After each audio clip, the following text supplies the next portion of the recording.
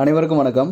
Factories act அண்டரில் register பண்ணியிருக்கக்கூடிய ஃபேக்ட்ரிஸில் safety officer இல்லை HR admin maintain பண்ணுற சேஃப்டி சம்மந்தமான லீகல் டாக்குமெண்ட்ஸோட ப்ராசஸ் பற்றி பார்த்துட்டு வந்துட்டுருக்கோம். அந்த வரிசையில் பில்டிங்ஸோட ஸ்டெபிலிட்டி செக் அண்ட் சர்டிஃபிகேட் இதை பற்றி தான் இந்த வீடியோவில் நம்ம பார்க்க போகிறோம். ஸோ இந்த லீகல் டாக்குமெண்டேஷன் ரிலேட்டடாக ஆல்ரெடி நம்ம போஸ்ட் பண்ணியிருக்கக்கூடிய எல்லா வீடியோஸோட லிங்க்கும் டிஸ்கிரிப்ஷனில் கொடுத்துருக்கேன். தேவைப்படுறவங்க யூஸ் பண்ணிக்கோங்க.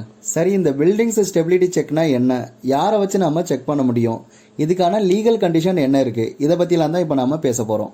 இந்த ஸ்டெபிலிட்டி செக்கிங் அப்படின்றது பில்டிங்ஸோட கண்டிஷன், அதாவது கொலாப்ஸ் ஆகிற மாதிரி ரிஸ்க் இல்லாமல் குட் கண்டிஷனில் இருக்கா அப்படின்னு சொல்லி பார்ப்பாங்க. அதுக்கப்புறம் இன்னும் எவ்வளோ நாளைக்கு இந்த பில்டிங் சேஃபாக இருக்கும், இந்த மாதிரி ஸ்ட்ரக்சரல் ரிலேட்டடாக அனலைஸ் பண்ணக்கூடிய ஒரு ப்ராசஸ் தான் ஸ்டெபிலிட்டி செக்கிங். ஸோ யூஸ்வலாக இந்த ஸ்டெபிலிட்டி செக்கிங் அப்படின்றது 2 மெத்தட்ஸில் பண்ணுறாங்க.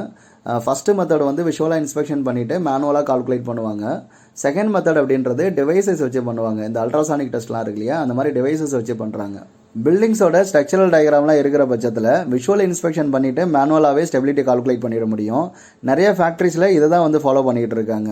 சப்போஸ் டயக்ராம்லாம் இல்லை, ரொம்ப பழைய ஃபேக்ட்ரி அப்படிங்கிற பட்சத்தில் டிவைசஸ் வச்சு தான் நம்ம செக் பண்ணணும். ஸோ இந்த டிவைஸ் ஸ்கேனிங் அப்படின்னு போகும்போது RCC scanning, ultrasonic test, hammer டெஸ்ட்டுன்னு சொல்லிட்டு நிறைய டைப்ஸ் இருக்குது.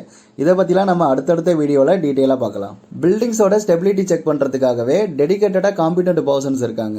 அதாவது ஸ்ட்ரக்சரல் இன்ஜினியரிங் ரிலேட்டடாக படிச்சுட்டு ஒர்க் எக்ஸ்பீரியன்ஸ் இருக்கக்கூடிய பர்சன்ஸ் கவர்மெண்ட்டில், அதாவது ஃபேக்ட்ரிஸ் இன்ஸ்பெக்டர் இருக்கார் இல்லையா, அவர்கிட்ட வந்து ஆத்தரைசேஷனை வாங்கியிருப்பாங்க. இவங்கள தான் வந்து நம்ம காம்பிடென்ட் பர்சன் அப்படின்னு சொல்கிறோம். இவங்கள வச்சு தான் நம்ம பில்டிங்ஸோட ஸ்டெபிலிட்டி இன்ஸ்பெக்ஷன் பண்ண முடியும். அவங்க கொடுக்கக்கூடிய அந்த ஸ்டெபிலிட்டி இன்ஸ்பெக்ஷன் சர்டிஃபிகேட் இருக்கு இல்லையா, அதை மட்டும்தான் கவர்மெண்ட்டில் அக்செப்ட் பண்ணுவாங்க. Next legal requirement.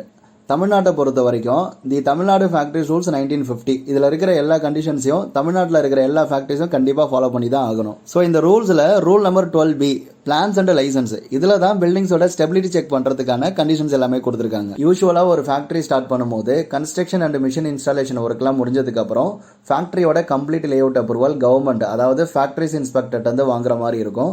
இதுக்கு நிறைய லீகல் சப்போர்ட்டிங் டாக்குமெண்ட்லாம் நம்ம சப்மிட் பண்ணுற மாதிரி இருக்கும்.